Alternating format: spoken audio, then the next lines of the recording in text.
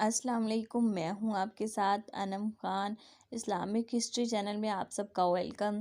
کیسے ہیں آپ سب؟ امید کرتی ہوں کہ آپ سب خیریت سے ہوں گے۔ آج میں جو آپ کے لیے واقعہ لے کر حاضر ہوئی ہوں اس کا ٹاپک ہے جھوٹا چور۔ آئیے ہم اپنے واقعے کی طرف بڑھتے ہیں۔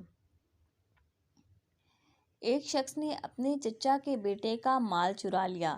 مالک نے چور کو حرم پاک میں پکڑ لیا اور کہا یہ میرا مال ہے۔ چور نے کہا تم جھوٹ بولتے ہو۔ اس شخص نے کہا ایسی بات ہے تو قسم کھا کر دکھاؤ۔ یہ سن کر اس چور نے کعبہ شریف کے سامنے مقام ابراہیم کے پاس کھڑے ہو کر قسم کھا لی۔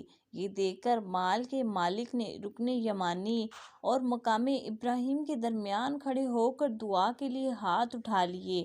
ابھی وہ دعا مانگ ہی رہے تھے کہ چور پاگل ہو گیا اور وہ مکہ شریف میں اس طرح چیخنے چلانے لگا مجھے کیا ہو گیا اور مال کو کیا ہو گیا اور مال کے مالک کو کیا ہو گیا۔ یہ خبر اللہ کے پیارے نبی صلی اللہ علیہ وآلہ وسلم کے دادا جان حضرت عبدالمطلب رضی اللہ عنہ کو پہنچی تو آپ رضی اللہ عنہ تشریف لائے اور وہ مال جمع کر کے جس کا تھا اس شخص کو دے دیا اور اسے لے کر وہ چلا گیا، جبکہ وہ چور پاگلوں کی طرح بھاگتا اور چیختا چلاتا رہا یہاں تک کہ ایک پہاڑ سے نیچے گر کر مر گیا اور جنگلی جانور اس کو کھا گئے۔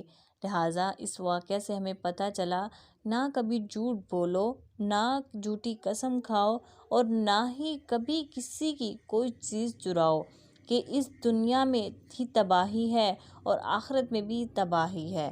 حضرت مسروق رحمۃ اللہ علیہ سے روایت ہے جو شخص چوری یا شراب خوری میں مبتلا ہو کر مرتا ہے اس پر قبر میں 2 سانپ مقرر کر دیے جاتے ہیں جو اس کا گوشت نوچ نوچ کر کھاتے ہیں۔